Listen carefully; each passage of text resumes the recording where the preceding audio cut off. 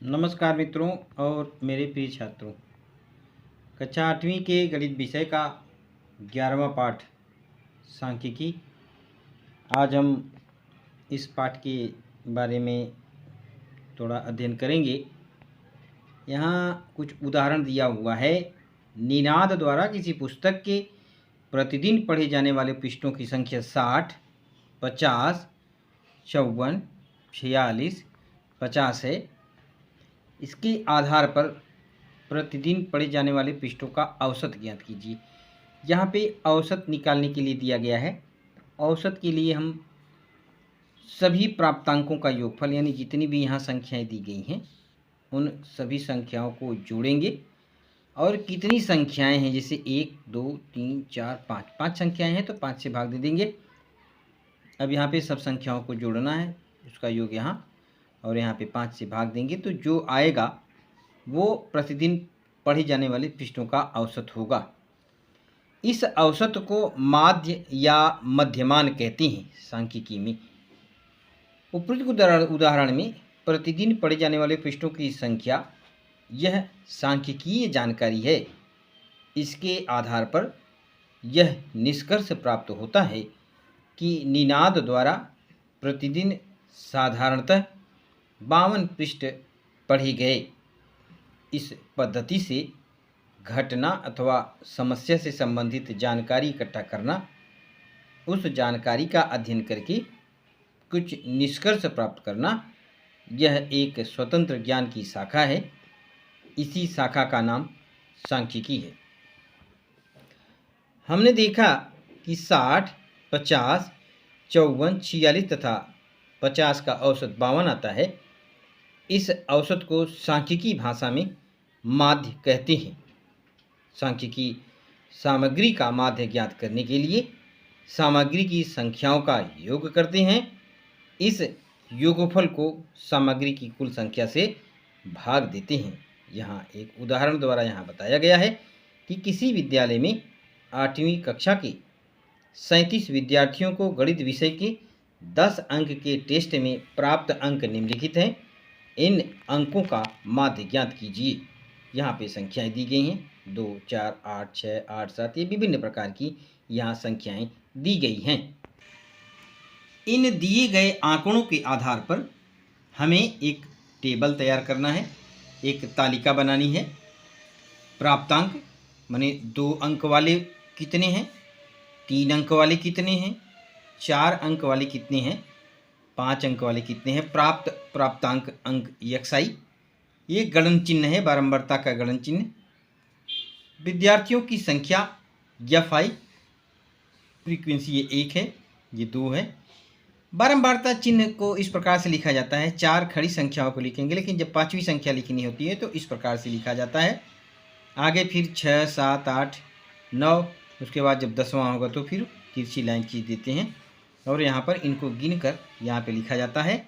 और n इसकी जो संख्या होगी, fi की जो संख्या होगी वो n होगी।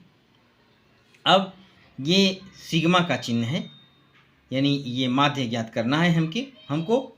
तो एक यहाँ पे 1 गुणे 2 और 1 गुणे 3, तो इस प्रकार से fi गुणे xi यहाँ पे किया गया है और फिर इनका योगफल यहाँ ज्ञात करेंगे।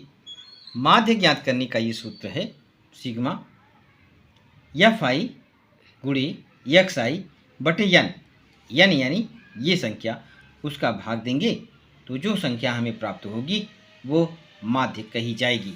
इस प्रकार से हम प्रश्न संग्रह 11.1 के विभिन्न प्रश्नों को हल करेंगे। विद्यार्थियों, प्रश्न संग्रह 11.1 का पहला प्रश्न है, कक्षा 8वीं के 30 विद्यार्थियों में से प्रत्येक द्वारा लगाए गए पौधों की संख्या निम्नलिखित बारंबारता सारणी में दी गई है। इसके आधार पर प्रत्येक विद्यार्थी द्वारा लगाए गए पौधों का माध्य ज्ञात करने के लिए निम्नलिखित चौखट पूर्ण कीजिए। पौधों की संख्या xi 1, विद्यार्थियों की संख्या fi 4, माने 1 पौधे लगाने वाले विद्यार्थियों की संख्या 4, 2 पौधे लगाने वाले विद्यार्थियों की संख्या 6 3 पौधे लगाने वाले विद्यार्थियों की संख्या 12 और 4 पौधे लगाने वाले विद्यार्थियों की संख्या 8 है। अब अगली टेबल में यहाँ पर 4 गुणे 1 यानी 4, 6 गुणे 2 यानी 12, 12 गुणे 3 यानी 36, 8 गुणे 4 यानी 32। इन संख्याओं का योग यहाँ लिखा गया है 84 और n बराबर इनकी संख्या है 30। यहाँ 30 विद्यार्थी हैं, इसको जोड़ने पर यहाँ 30 होता है। अब माध्य यक्स बार यहाँ लिखा है यक्स बार सिग्मा यफ आई गुणे यक्स आई, तो यफ आई हो गया 84 बटे 30 भाग देने पर 2.8 आता है। तो उत्तर हमारा हो जाएगा प्रत्येक विद्यार्थी द्वारा लगाए गए पौधे का माध्य 2.8 है। दूसरा प्रश्न है, एक लारा गांव में 25 परिवारों द्वारा मई महीने में उपयोग में लाई गई बिजली यूनिट में निम्नलिखित सारणी में दी गई है। सारणी पूर्ण करके निम्नलिखित प्रश्नों के उत्तर दीजिए। बिजली का उपयोग प्राप्तांक में परिवारों की संख्या बारंबारता एफ आई और अगले टेबल में एफ आई गुणे एक्स आई। बिजली का उपयोग 30 यूनिट करने वाले परिवारों की संख्या 7, 45 यूनिट उपयोग करने वाले परिवार की संख्या 2, 60 यूनिट बिजली का उपयोग करने वाले परिवार की संख्या 8, 75 यूनिट उपयोग करने वाले परिवार की संख्या 5, 90 यूनिट बिजली खर्च करने वाले परिवार की संख्या 3।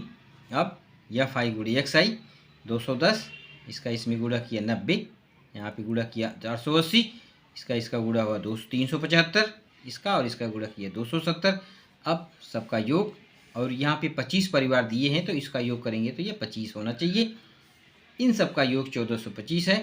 अब हमें इसके आधार पर विभिन्न प्रश्न यहाँ जो पूछे गए हैं इन प्रश्नों के उत्तर देने हैं।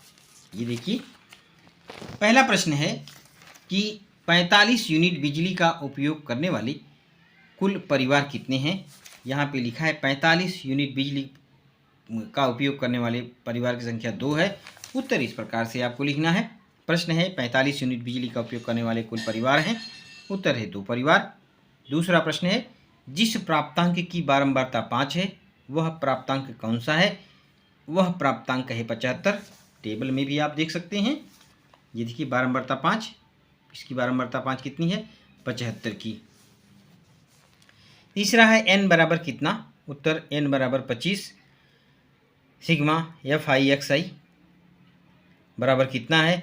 उत्तर है सिग्मा एफ आई एक्स आई बराबर 1425। यहाँ की हमने यहाँ पे इसका योग किया हुआ है, 1425 दिखाई दे रहा है। चौथा प्रश्न है, सारणी के आधार पर मई महीने में प्रत्येक परिवार द्वारा उपयोग में लाई गई बिजली का माध्य ज्ञात कीजिए। माध्य ज्ञात करने के लिए x bar sigma F I गुणे एक्स आई बटे n। एफ आई गुणे एक्स आई करने पर 1425 होता है और 25 से भाग देने पर यह हो जाएगा 57। उसका माध्य होता है 57। तीसरा प्रश्न है, भिलार में 40 परिवारों के सदस्यों की संख्या आगे दिए अनुसार है। 1 6 5 4 3 2 7 2 3 4 5 6 4 6 3 2 3 1 4 5 6 7 3 4 5 2 4 3 2 3 5 5 4 6 3 2 2 3 5 6 4 2। इस आधार पर इन 40 परिवारों के सदस्यों का माध्य बारंबारता सारणी का उपयोग करके कहते हैं। माध्य यहाँ ज्ञात करना है और बारंबारता सारणी भी बनाना है। तो हम इस संख्या का बारंबारता सारणी हम बनाएंगे। परिवार में सदस्य संख्या और बारंबारता सारणी। जिस परिवार में एक सदस्य हैं उसका बारंबारता सारणी 2 है। इस तरह से बारंबारता का वो बनाएंगे जब, तो 1 है तो यहाँ पे 1 को कट किया, 1 ये 1 और यहाँ 1 ये 2 है।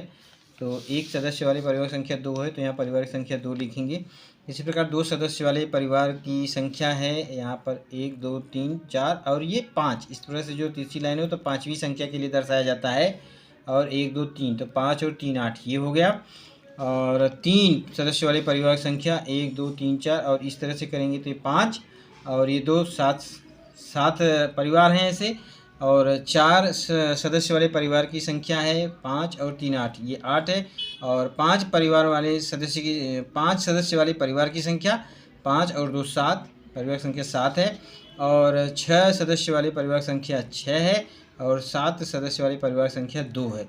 तो इन सब का संख्या का योग करेंगे तो n बराबर 40 हो गया। और इसका 2 और 1 का गुणा, यानी FI और XI का गुणा करेंगे तो 2 16, 8 दूनी 16, 3 सत्ते 21, 8 चौक 32 और 7 पचे 35 और 6 छः 36 और 2 सत्ते 14। तो इन सब का योग यहाँ पे करेंगे, सिग्मा FI इंटू XI जो होता है वो उसका योग होता है 156। अब इसका माध्य ज्ञात करना है तो माध्य x बार बराबर समेशन, इसको समेशन भी बोलते हैं, सिग्मा कहा जाता है FI गुणे XI बटे n। XI इसका होता है योग होता है 156 बटे 40, भाग देंगे तो ये होता है माध्य आता है 3.9। इस अगला प्रश्न है चौथा, मॉडल हाई स्कूल नाथपुर द्वारा राज्य स्तरीय विज्ञान प्रदर्शनी में पिछले 20 वर्षों में प्रस्तुत किए गए विज्ञान तथा गणित के प्रकल्पों की संख्या निम्नानुसार है। इस आधार पर बारंबारता सारणी तैयार कर सामग्री का माध्य ज्ञात कीजिए। यहाँ पर प्रकल्पों की संख्या दी है 2 3 4 1, 2 3 1, 5 4, 2 3 1, 3 5 4, 3 2 2 3 2। दिए गए आंकड़े के आधार पर यहाँ पर प्रकल्पों का जो बारंबारता सारणी तैयार करनी है। एक प्रकल्प कितने वर्षों में तैयार किया गया? 3, ये वर्षों की संख्या है। और 2 प्रकल्प कितने वर्षों में तैयार किए गए? 6। 3 प्रकल्प कितने वर्षों में? 6। और 4 प्रकल्प वाले वर्षों की संख्या 3 और 5 प्रकल्प तैयार होने वाले वर्षों की संख्या 2। तो इसका और इसका XI और FI का गुणा करके यहाँ पर हमने लिखा हुआ है। और n की संख्या है, इसको योग कर देंगे, n की संख्या 20 है और FI गुणे XI का संख्या योग 155 नहीं 55 है, 55, ओनली 55। तो माध्य x बार यहाँ लिखा नहीं है, x बार सिग्मा या समेशन FI गुणे XI बटे n 55 बटे 20, इसका माध्य होगा 2.75।